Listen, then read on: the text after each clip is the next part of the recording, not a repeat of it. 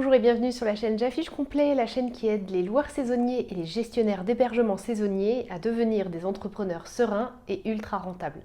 Aujourd'hui, on va parler d'un truc que j'entends tout le temps et franchement, je me suis dit, ok, je vais faire forcément une vidéo sur ça parce que je l'entends vraiment très souvent.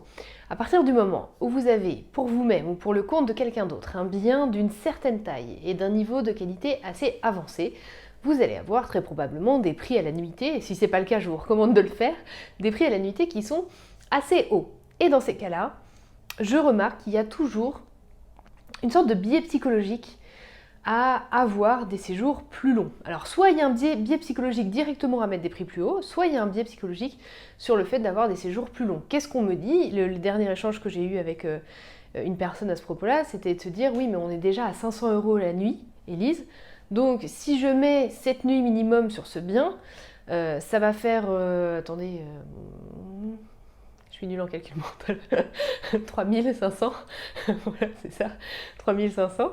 En plus j'aurai l'honnêteté de ne pas couper au montage, je vous promets, le temps d'attente sur le calcul. Donc ça fait 3500 € la semaine. Et on me dit, ouais, mais écoute, ouais, tu vois, 3500 la semaine pour une villa, ça fait beaucoup, qu'est-ce que t'en penses, etc. Moi, j'ai un peu peur, ça fait quand même une sacrée somme et tout. Donc, il y a plusieurs choses à se dire par rapport à ça. Déjà, le point numéro 1, de façon générale, et que ce soit un bien à 500 € la nuit ou que ce soit un bien à 40 € la nuit, il faut absolument, pour faire du bon revenu management, arrêter de penser avec son propre portefeuille.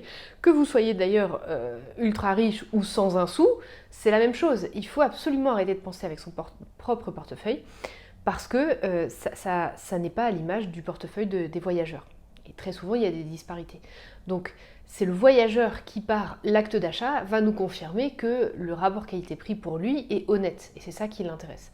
Mais ça veut dire que tant qu'on n'a pas eu la possibilité de présenter ça au voyageur, de présenter le prix au voyageur et de lui laisser l'occasion d'acheter, tant qu'on n'a pas fait ça, on ne peut pas savoir si c'est un prix qui est trop cher, ou peut-être pas assez cher, etc.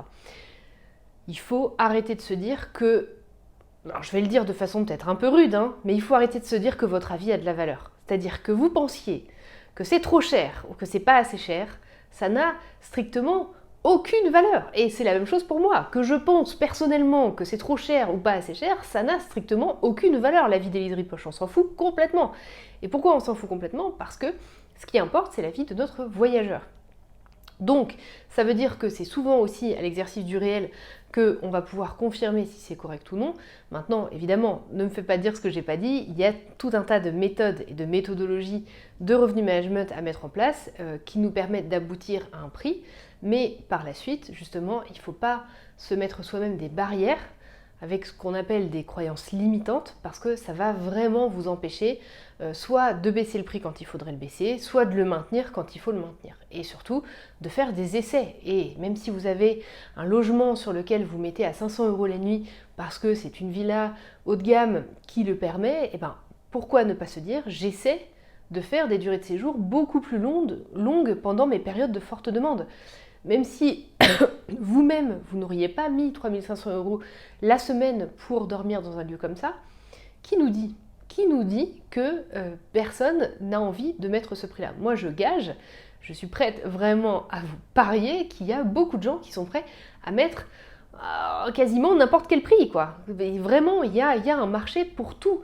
Donc, évidemment, qu'il faut rester dans une impression de rapport qualité-prix normal, mais en tout cas, il ne faut pas s'arrêter en se disant que personne ne va vouloir mettre ce prix-là. Non, il faut tester. Et le deuxième point, et pour abonder sur ce deuxième point, j'ai sorti des statistiques spécialement. Le deuxième point, c'est d'avoir en tête qu'il y a beaucoup de gens qui ont beaucoup d'argent.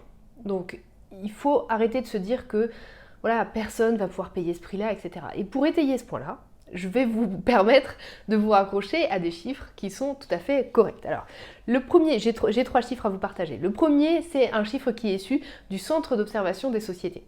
Ça nous dit que les CSP+, sont passés entre 1982, donc c'était pas il y a 30 plombes, entre 1982 et 2020, les CSP+, en France sont passés de 10% de la population à 20% de la population. déjà c'est énorme. Et si on compare par exemple avec une population qui, on pourrait dire peut-être a moins de moyens, si on compare par exemple avec les ouvriers sont passés en 82 de 30% de la population à 20% de la population.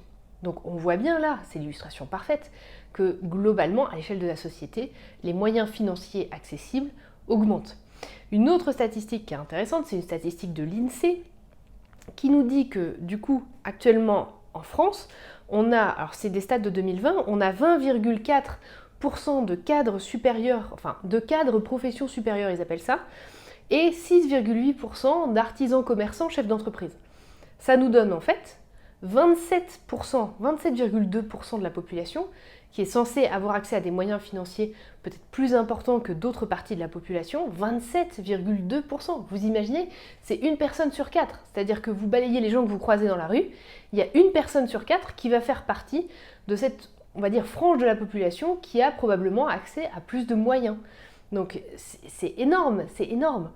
Et puis l'autre point, c'est aussi une étude de l'Observatoire des inégalités en 2020 qui nous explique qu'on est considéré en France comme étant riche à partir de 3 470 € net après impôt pour un célibataire et 5 205 € pour un couple sans enfant. Alors il y a aussi les statistiques avec enfants, pour un enfant, deux enfants, trois enfants, etc.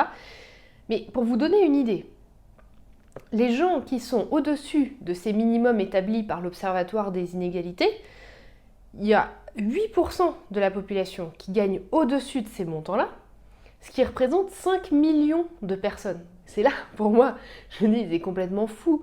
5 millions de personnes, c'est génial, 5 millions. Vous imaginez, sur les 5 millions, combien de gens pourraient être intéressés par votre villa à 3 500 € la semaine? C'est énorme, et du coup, il faut vraiment qu'on se nettoie tous en tant que loueurs saisonniers de cette croyance limitante que « Ah mon Dieu, c'est trop cher parce que moi, je ne mettrai pas ça ». Il y a 5 millions de personnes qui n'ont pas de budget, qui sont quasi... Alors je ne vais pas dire, parce que quand on gagne 3 470 €, on a quand même un budget, et on a quand même probablement des maximums qu'on ne peut pas exploser, mais en tout cas, il y a quand même vraiment une part importante de la population française, et encore je parle que de la France, je pourrais parler de tous les autres pays francophones, qui a énormément de moyens à consacrer pour de chouettes vacances.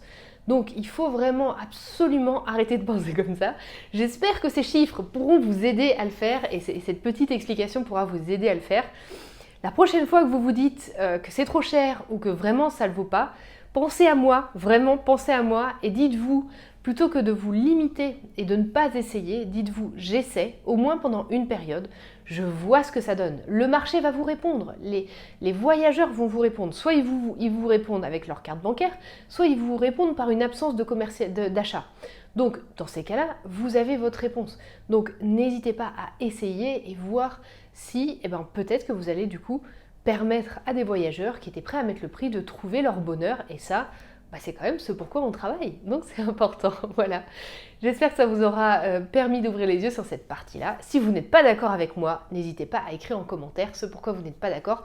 C'est toujours un plaisir de discuter ensemble sur tout ça. Si vous n'êtes pas encore abonné à la chaîne YouTube, de la même façon, n'hésitez pas à le faire. Cliquez sur s'abonner juste en dessous avec la petite cloche, comme ça on se retrouve ensemble le mardi à midi en live. Et puis vous êtes alertés dès lors que je publie une nouvelle vidéo quotidiennement. Et moi je vous dis excellente journée, prenez soin de vous et puis à demain pour la prochaine vidéo.